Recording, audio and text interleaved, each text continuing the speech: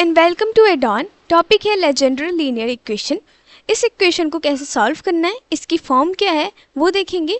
जैसा हमने Cauchy Euler differential equation के लिए करा था, उसमें हमारे पास जो जो हमने सब्स्टिट्यूशन यूज़ करा था, क्या क्या स्टेप्स थे, क्या फाइनल फॉर्मूला आया था, वो सब देखा था। ऐसे ही इसी में इसकी फॉर्म देखेंगे, स्टेप्स क्या है, सब्स्टिट्यूशन क्या है, और एक एग्जाम्पल करेंगे इन द लास्ट। देन इसकी फॉर्म क्या है, general form, it is A naught A x plus B raise to the power N capital D raised to the power n plus a1 ax plus b raised to the power n minus 1 capital D raised to the power n minus 1, so on till a n minus 1 ax plus b d plus a n plus a n bracket close y is equal to function f(x). Remember, recall करते हैं, हमारे पास जो Cauchy Euler differential equation थी उसकी क्या form थी, it was A naught X raise to the power N capital D raise to the power N plus ए1 X raise to the power N minus 1 capital D raise to the power N minus 1, so on till A N bracket close Y is equal to F X. Same ही है, यहाँ पे जो variable coefficient है ये x raise to the power n है जब हम कॉची ऑयलर डिफरेंशियल इक्वेशन की बात करते हैं, बट जब लेजेंडरी लीनियर इक्वेशन की बात कर रहे हैं तो इसमें जो वेरिएबल है वो ax plus B raise to the power n की फॉर्म में होगा। एंड जो इसकी पावर होगी वही हमारा क्या होगा, ऑर्डर। हमें पता है d क्या होता है, नोटेशन होता है for derivative with respect to x। d raise to the power n का मतलब होता है nth derivative with respect to x। So जो ही ऑर्डर होगा वही पावर होगी। तो ऐसे हम आइडेंटिफाई कर लेंगे कि हमारे पास कौन सी फॉर्म में डिफरेंशियल इक्वेशन गिवन है। अब जब हमने इसको सॉल्व करा था, हमने क्या सब्स्टिट्यूट करा था, इसके लिए we let x is equal to E raise to the power t, क्योंकि यहाँ पे x था। तो इसमें हम क्या लेट करेंगे, ax plus B is equal to E raise to the power t। So let ax plus B is equal to E raise to the power t।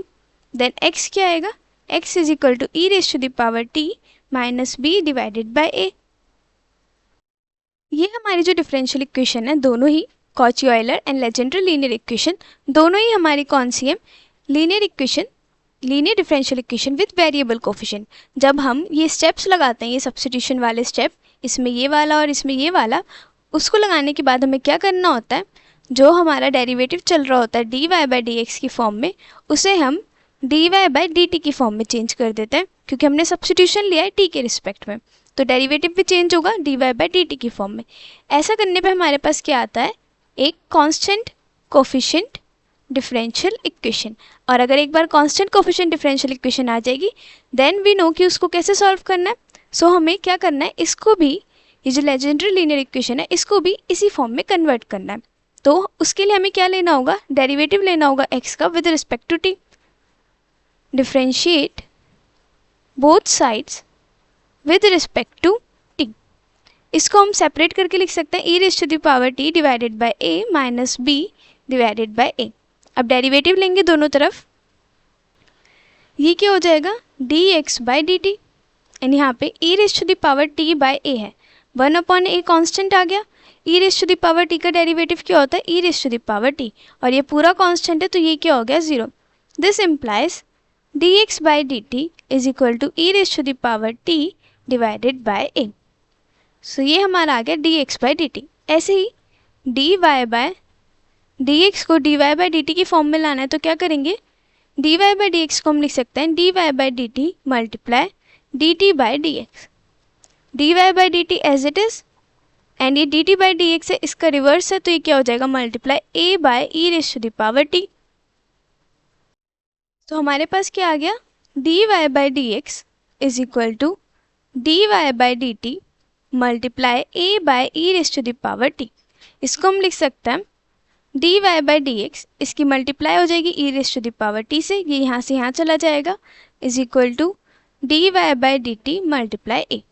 अब E raise to the power t हमने क्या माना था, hair हमने क्या let करा था, E raise to the power t is ax plus B. Then हम इसको क्या लिख सकते हैं, E raise to the power T के प्लेस पे ax plus B D Y by D X is equal to A D Y by D T. और हमें ऐसे ही फॉर्म चाहिए क्योंकि जो लेजेंडर पॉलिनोमियल है, सॉरी डिफरेंशियल इक्वेशन है, इसमें जो डेरिवेटिव का ऑर्डर है वही इस वेरिएबल का भी है, इस फंक्शन का पावर है।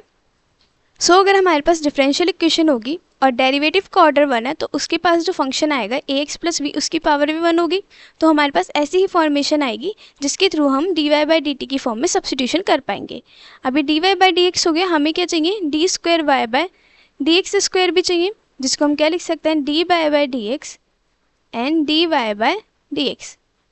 अगेन डेरिवेटिव होगा D Y by D X का। D Y by D X क्या आया था हमारे पास, a by E raise to the power t dy by dt with dx। अब ये t वेरिएबल में ये x है, चेन रूल लग जाएगा, ये हो जाएगा dy by dt a dy by dt it is divided by E raise to the power t and dt by dx। Since d by dx को हम कैसे लिख सकते हैं, d by dt by dx। तो हमने वही फॉर्म यूज़ कर ली। अब इसको सॉल्व कर लेंगे। अब ये दो फंक्शन है, एक और दो, तो इसमें हम कौन सा रूल लगाएंगे, प्रोडक्ट रूल। प्रोडक्ट रूल इसको सॉल्व करने के लिए, डेरिवेटिव लेने के लिए। तो प्रोडक्ट रूल में क्या होता है, पहले एक फंक्शन का डेरिवेटिव दूसरा एज इट इज, देन दूसरे का डेरिवेटिव पहले वाला एज इट इज। लिख लेते हैं product rule, D by D X U multiply V is equal to U dash V plus U V dash. तो ऐसे ही हो जाएगा D by D T, A constant है बाहर ले लेता है, ई raise to the power T multiply D Y by D T as it is plus A by E raise to the power T as it is D square Y by D T square. D Y by D t का derivative d t के respect में क्या होगा, second derivative हो जाएगा d square Y by D T square. और e raise to the power T का क्या डेरिवेटिव होगा, ये e raise to the power minus t होगा, क्योंकि ये यहाँ डिनोमिनेटर में, जब न्यूमरेटर में लेके जाएंगे तो साइन चेंज हो जाएगा, माइनस में पावर चली जाएगी, तो ये हो जाएगा माइनस में a e raise to the power minus t d Y by D t plus a by E raise to the power t d square Y by D T square. जिसमें हम जो कॉमन वैल्यू है वो ले लेते हैं। हमारे पास a by E raise to the power t common आ रहा है, a by E raise to the power t common, जो हाईएस्ट डेरिवेटिव है वो पहले लिख लेते हैं। ये क्या बचेगा, d square Y by D T square, यहाँ पे क्या बचेगा minus D Y by D T. अब जैसे हमने e raise to the power t दूसरी तरफ ले गए थे, इसमें भी यही हो जाएगा, ये था D square Y by D x square. Also ये हमने सिर्फ डेरिवेटिव वाला पार्ट सॉल्व करा है, यहाँ पे d t by D x भी है, d t by D x था 1 upon E raise to the power t, तो यहाँ पे 1 upon E raise to the power t भी एज इट इज आएगा, यहाँ पे 1 upon E raise to the power t.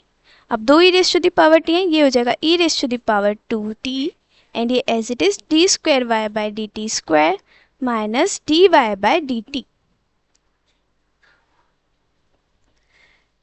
अब इसको हम क्या लिख सकते हैं, ये चला जाएगा न्यूमरेटर में, ये हो जाएगा e raise to the power T का होल स्क्वायर।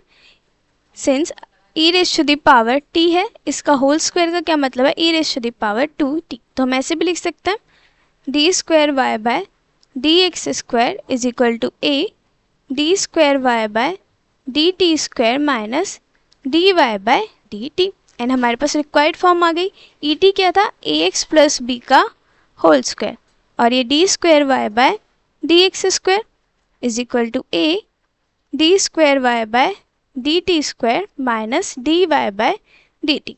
तो ऐसे ही हमारे पास ये सेकेंड ऑर्डर है, तो इसके साथ जो फंक्शन है एक्स का उसकी भी पावर क्या होगी 2।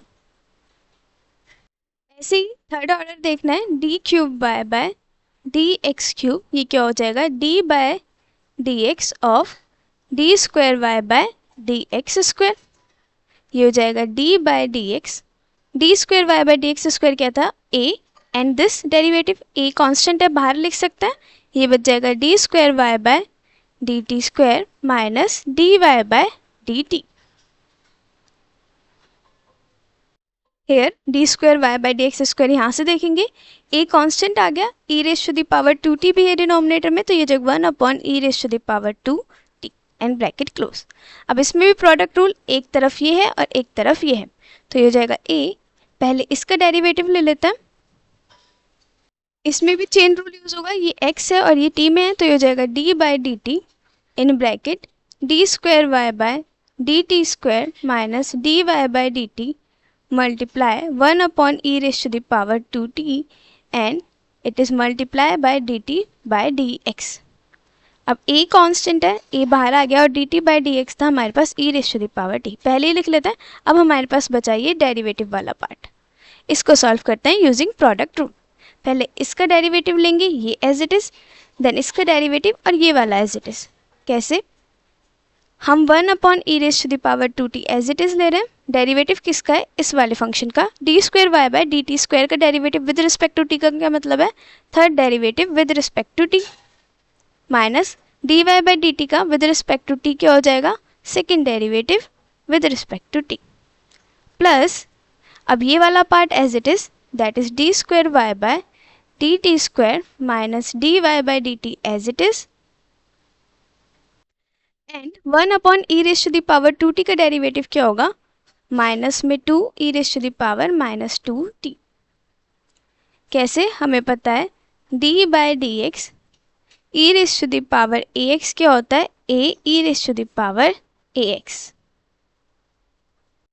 और हमारे पास क्या है? e raise to the power 2t जो कि डिनोमिनेटर में, न्यूमरेटर में लेके जाएंगे तो ये हो जाएगा e raise to the power, ये हो जाएगा d by D T E raise to the power minus 2t। अब इसमें a के प्लेस पे क्या है? माइनस 2, तो ये बचेगा minus 2 E raise to the power minus 2t। तो यूजिंग दिस हमारे पास ये है। अब इसे सिंप्लीफाई कर लेंगे, ये हो जाएगा a E raise to the power t।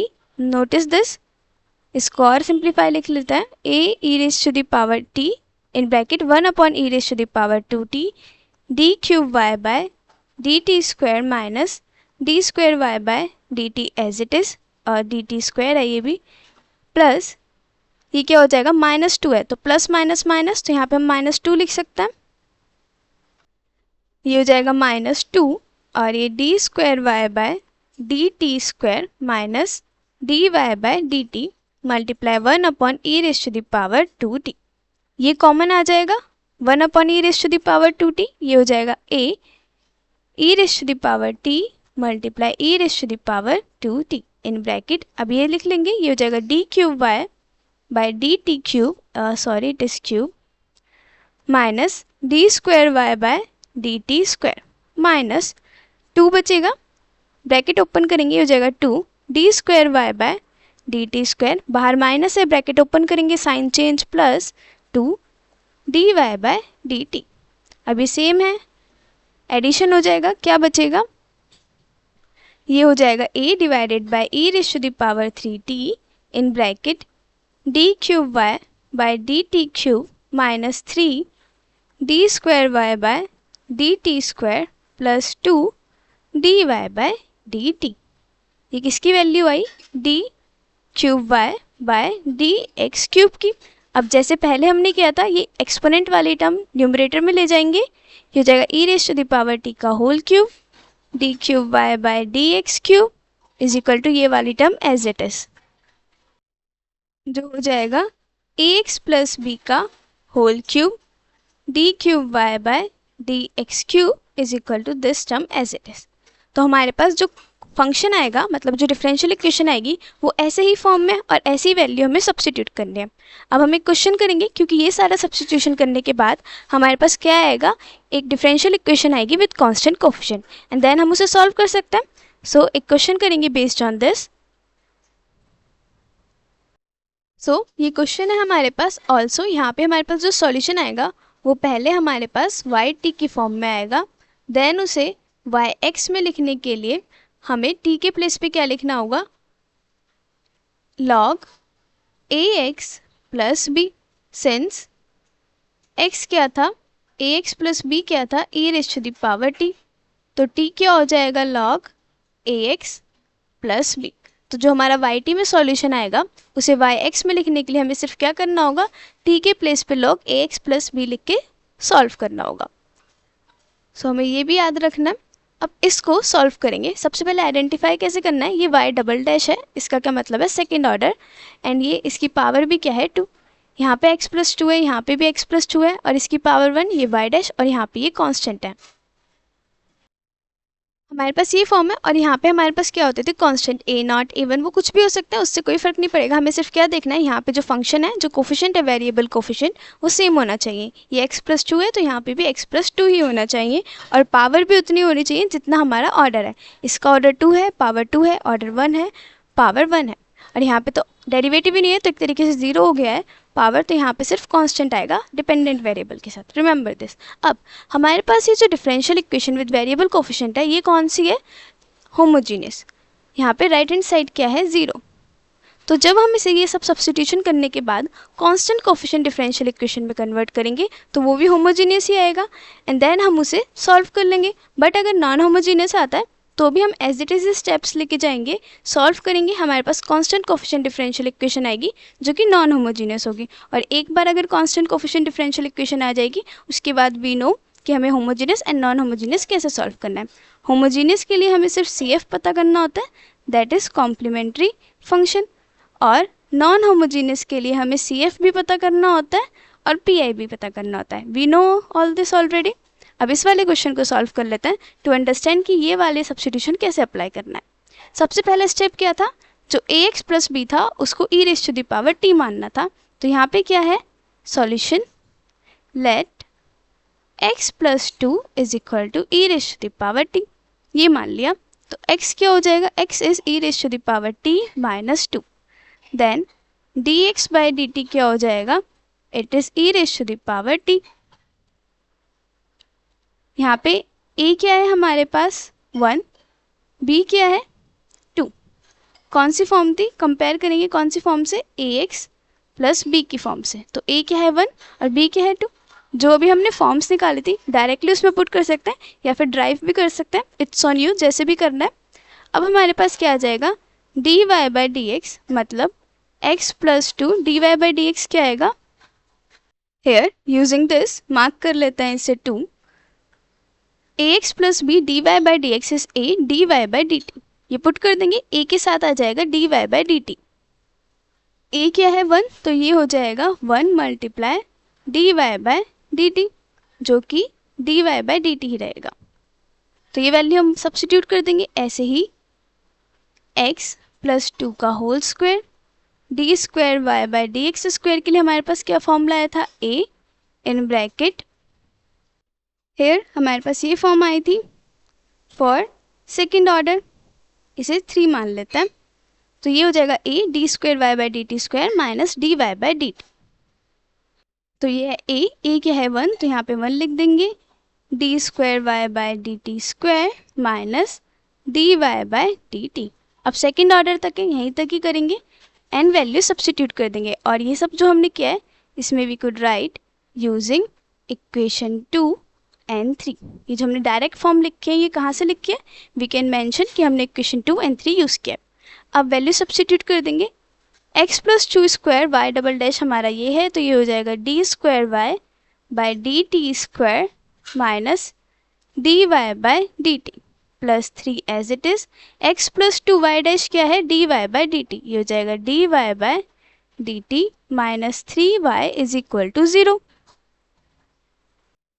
अब इसको कैसे लिख सकते हैं, d²y/dt²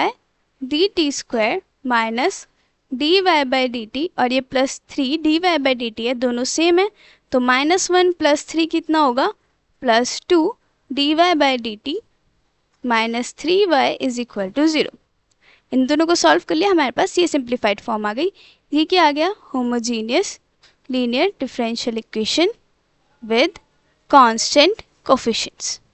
अब इसे सॉल्व कर लेंगे, होमोजीनियस है तो yx = yt = CF। Remember this, अभी हम yt निकाल रहे हैं तो yt = CF। और CF निकालने के लिए हमें क्या क्या चाहिए होता है, auxiliary equation, roots and then roots के अकॉर्डिंग फॉर्मूला जो हमें ऑलरेडी पता होना चाहिए। अब ऑक्सिलरी इक्वेशन बनाने के लिए हम क्या करते हैं, जो डिपेंडेंट वेरिएबल होता है जो कि y है वो 1 हो जाता है और जो उसका डेरिवेटिव है उसे हम m की पावर में ले लेते हैं, y' = m, y" = m²। क्योंकि क्या होता है हमारे पास जो नोटेशन थी d, इसको हम लिख सकते हैं d² + 2d - 3 ब्रैकेट में y = 0। ये नोटेशन थी ना हमारे पास d and 2d and 3। Here ये जो कैपिटल डी नोटेशन है ये D Y by D X के लिए। तो हमारे पास अभी क्या चल रहा है, D by by D T. इसको अगर हम नोटेशन देना चाहें तो हम सपोज डी डैश दे देते हैं या डी बार दे देता है, अपने अकॉर्डिंग कोई भी नोटेशन दे देता है। सो ये नोटेशन की फॉर्म में ऐसा लिख सकता है।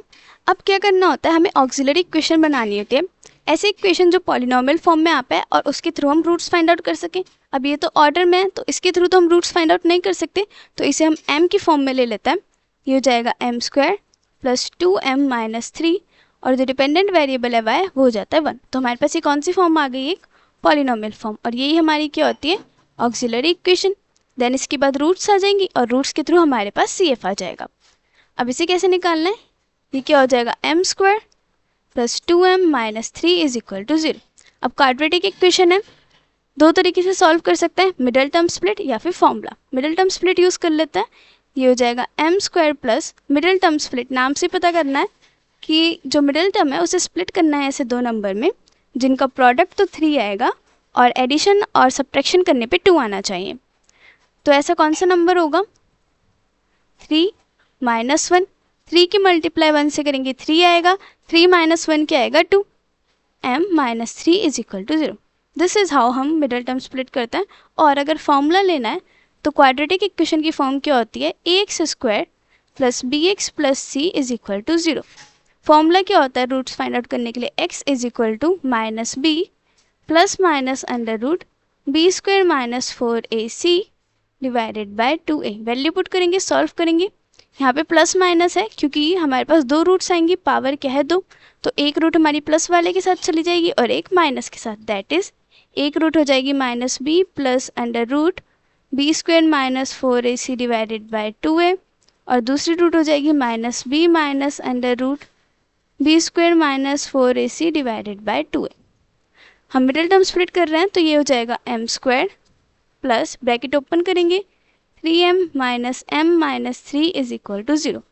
अब जो स्टार्टिंग के ये दो हैं इनमें से कॉमन लेंगे, ये हो जाएगा m प्लस 3, यहाँ माइनस 1, ब्रैकेट में क्या बचेगा, यहाँ पे नोटिस करो यहाँ पे बाहर माइनस है, जब अब ब्रैकेट लगाएंगे तो साइन चेंज होगा, तो हो जाएगा m plus 3 is equal to 0। जब मिडिल टर्म स्प्लिट करते हैं तो ये दो फैक्टर सेम आने चाहिए। अब सेकेंड ऑर्डर है, आई मीन डिग्री 2 है इसकी, तो रूट्स भी कितने होंगे 2 एंड फैक्टर्स भी कितने होंगे 2, तो ये हो जाएगा m प्लस 3 एक फैक्टर और दूसरा फैक्टर कौन सा हो जाएगा, ये वाला m minus 1। m minus 1 is equal to 0। हमारे पास रूट्स क्या आएंगी, m is equal to minus 3 and m is equal to 1, दोनों के एक बार 0 के इक्वल रखेंगे तो इससे हो जाएगा m is equal to minus 3 और m इज इक्वल टू 1। हमारे पास दो रूट्स आ गए। अब CF के लिए फॉर्मूला होता है बेस्ड ऑन रूट। ये रूट कैसी है, रियल नंबर है एंड डिस्टिंक्ट है, मतलब आपस में इक्वल नहीं है। इसमें से एक को m1 मान लेते हैं, m1 हम 1 को मान लेते हैं और m2 हम माइनस 3 को मान लेते हैं और m1 is not equal to m2। CF का क्या फॉर्मूला होता है, for real and distinct root it is CF is equal to roots m1 और m2 हैं, it is c1 e raise to the power m1x plus c2 e raise to the power m2x। अब notice ये जो formula है और हमने ये जो फॉर्मूलाज करे होंगे ये जनरल फॉर्म में, मतलब ये किसके लिए है, dy बाय dx के फॉर्म के लिए, मतलब जब डिपेंडेंट वेरिएबल y है और इंडिपेंडेंट वेरिएबल x है, इसलिए यहाँ पे m1 के साथ x आया है, m2 के साथ x आया है। बट हम जो क्वेश्चन सॉल्व कर रहे हैं इसमें डिपेंडेंट वेरिएबल y है और इंडिपेंडेंट वेरिएबल क्या है t, तो हमारे लिए जो फॉर्मूला होगा it is CF is equal to c1 e raise to the power m1t plus c2 e raise to the power m2t। इस चीज़ का ध्यान रखना है, मोस्टली यहाँ पे मिस्टेक हो जाती है, हम डायरेक्ट x लिख के से सॉल्व कर लेता है और आंसर दे देता है, जबकि t में आना होता है पहले, क्योंकि अभी हम y फाइंड आउट करना है। आंसर लास्ट में किसकी फॉर्म में आएगा, लॉग की फॉर्म में आएगा, क्योंकि हमें वापस से t के प्लेस पे x की वैल्यू में इसे सब्सटीट्यूशन करना है। अब इसमें वैल्यू पुट कर देंगे तो हमारे पास y ऑफ t क्या हो जाएगा, yt is equal to CF which is equal to c1 e raise to the power m1 क्या है 1, 1 multiply t is t plus c2 e raise to the power m2t, m2 is minus 3 तो हो जाएगा minus 3t। So this is the solution for yt। अब हमें क्या निकालना है, yx। होमोजीनियस था तो इतने पे ही ख़त्म हो गया, और अगर नॉन होमोजीनियस होता तो हमें पी भी फाइंड आउट करना होता। अभी हम वाई एक्स निकाल लेते हैं। Y x is equal to C1 e raise to the power T के प्लेस पे क्या हमें पुट करना है, log a x plus b. A x plus B क्या है, x plus two, plus C2 e raise to the power -3 log x plus two. Since एक बार और लिख लेते हैं, हमने क्या लेट करा था, x plus two is equal to E raise to the power t. This implies log x plus two is equal to t. हमने वही वैल्यू पुट कर दी है तो हमारे पास ये x की फॉर्म में सॉल्यूशन आ जाएगा। अब हमारे पास कॉची ऑयलर और इस वाले इक्वेशन में हमें ये दो प्रॉपर्टी यूज़ करनी पड़ती हैं। n log x होता है log x raise to the power n, और दूसरी जो मोस्टली यूज़ होती है e raise to the power log x is equal to x। ये दोनों हमें यूज़ करना होता है। कैसे, ये है कौन सी फॉर्म में है, ये e raise to the power log, ये पूरा है x के प्लेस पे इस वाली फॉर्म में, तो आंसर क्या आ जाएगा x। तो ये बचेगा C1 x plus two as it is आ जाएगा यूजिंग दिस प्रॉपर्टी, प्लस अब इसमें दोनों यूज़ होंगी C2 e raise to the power -3। -3 किसके प्लेस पे है, n के प्लेस पे, तो ये कहाँ चला जाएगा, पावर में, तो ये बचेगा e raise to the power log x plus two raise to the power -3, ऐसा लिख सकते हैं। अब ये वाली प्रॉपर्टी यूज़ करेंगे दोबारा। कैसे, यहाँ पे ई raise to the power log पूरे x के प्लेस पे ये फंक्शन आ रहा है, तो ये एज इट इज़ आ जाएगा। क्या बचेगा, C1 x plus two plus C2 x plus two raise to the power -3, और सिंप्लीफाइड फॉर्म में लिखना है तो ये है C1 x plus two plus C2 divided by x plus to का होल क्यूब। तो ये हमारा क्या आ गया, yx, and this is the solution. So overall हमने क्या देखा, Legender linear equation, differential equation जो है उसकी फॉर्म हमारी ये होती है। रिमेंबर दिस, ये नॉन होमोजेनियस फॉर्म लिखा है, यहाँ पे फंक्शन एफ एक्स भी है। अब हमारे पास ये जो फॉर्म है ये रिलेट करती है कॉची ऑयलर डिफरेंशियल इक्वेशन में, जिसमें हम सब्स्टिट्यूशन के थ्रू से सॉल्व करते हैं। हम क्या करते थे, x is equal to E raise to the power t लेते थे। ऐसी वैल्यू सब्स्टिट्यूशन करने पे हमारे पास जो डिपेंडेंट वेरिएबल था वो y हो जाता था और इंडिपेंडेंट वेरिएबल t। उसके थ्रू हमारे पास कौन सी डिफरेंशियल इक्वेशन आती थी, कांस्टेंट कोफिशिएंट डिफरेंशियल इक्वेशन। अभी हमारे पास है वेरिएबल कोफिशिएंट डिफरेंशियल इक्वेशन, यहाँ पे ये सारे वेरिएबल्स हैं, तो हमें क्या करना होगा, इसमें भी सब्स्टिट्यूशन यूज़ करना होगा। तो जो जो हमें याद रखना है, फर्स्ट हमें ax प्लस बी को e raise to the power t में सब्स्टिट्यूट करना है, दिस वन। देन इसको हम ड्राइव भी कर सकते हैं और हम फॉर्मूला याद भी रख सकते हैं, इट्स ऑन यू कैसे करना है। x हमारे पास ये है, इसके थ्रू हमारे पास dx बाई dt आ जाएगा। हियर हमारे पास dx बाई dt आ जाएगा। देन हमें dy by dx find out करना है। ओवरऑल हमें ऐसी फॉर्म चाहिए जिसका हम सब्स्टिट्यूशन कर सकें अपनी डिफरेंशियल इक्वेशन में। हमारे पास जो डिफरेंशियल इक्वेशन है, लेजेंडरी डिफरेंशियल इक्वेशन, उसमें ये फॉर्म होगी, जो ऑर्डर होगा डेरिवेटिव का वही फंक्शन होगा और उसकी पावर भी उतनी होगी। तो हमें इसी फॉर्म में सॉल्यूशन लाना है dy बाई dt की फॉर्म में। तो हमारे पास ऐसी फॉर्म आएगी। ऐसे ही सेकेंड ऑर्डर के लिए भी और थर्ड ऑर्डर के लिए भी ऐसे ही हम आगे कंटिन्यू कर सकते हैं। तो हमें ये निकालना आता है, ये निकाल लेंगे, और या फिर हम याद भी रख सकते हैं।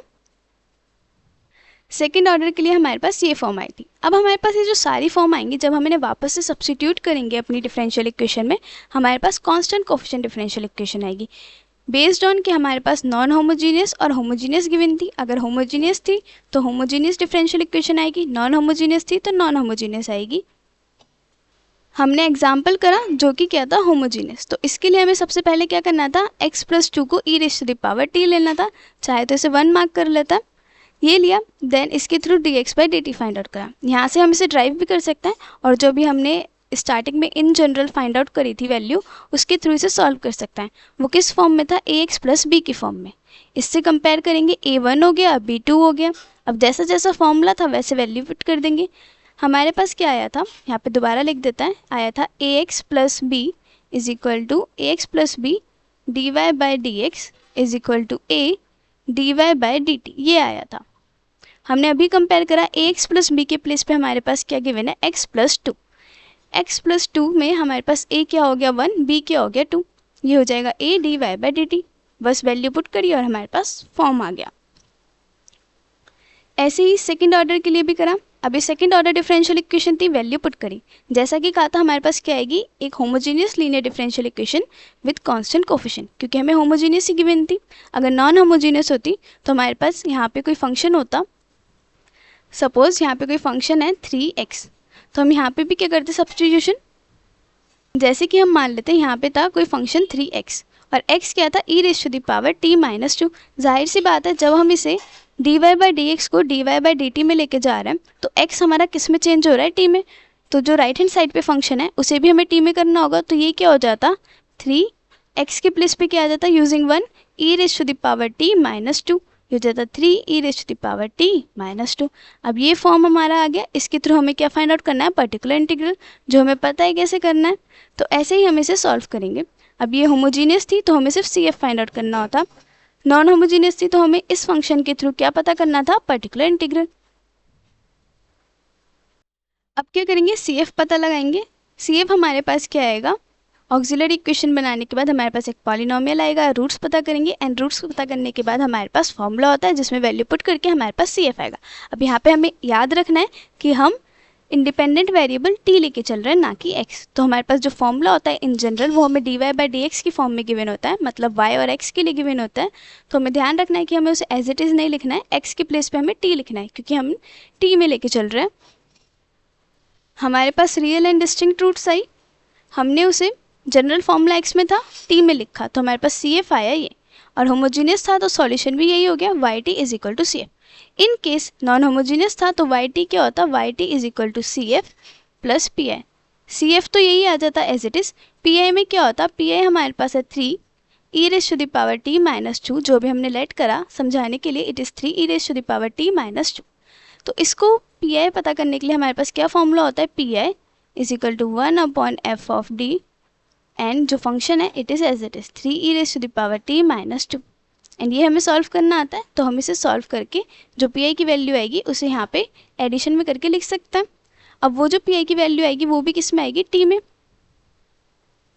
अब जो सॉल्यूशन हमारा आया वो t में आया, हमें उसे x में करना है, तो हमें सिर्फ क्या करना है, जहाँ जहाँ t है t के प्लेस में हमें क्या लिखना है, log x + 2, क्योंकि हमारे पास ax + b के प्लेस पे यही गिवन है, जो हमने स्टार्टिंग में सब्स्टिट्यूट करा था उसे ही t की फॉर्म में ले आएंगे, एक्सपोनेंट की फॉर्म में लिया था तो t लेंगे तो वो लॉगरिथम की फॉर्म में हो जाएगा, हमारे पास ये फॉर्म आएगी। अब जब हम कॉची ऑयलर करता है और लेजेंडरी डिफरेंशियल इक्वेशन करता है, हमारे पास ये दोनों फॉर्मूलेज प्रॉपर्टीज़ यूज़ होती हैं, तो हमें याद रखना है n log x होता है log x raised to the power n, e raised to the power log x होता है x। हमने इसमें भी ये दोनों प्रॉपर्टी यूज़ करी, हमारे पास सॉल्यूशन आया दिस। सो दैट्स हाउ हमें आइडेंटिफाई करना है कि हमारे पास डिफरेंशियल इक्वेशन कौन सी है, उसके बाद उसी के अकॉर्डिंग हमें सब्स्टिट्यूशन पुट करना है और वैल्यूज़ यूज़ करनी है।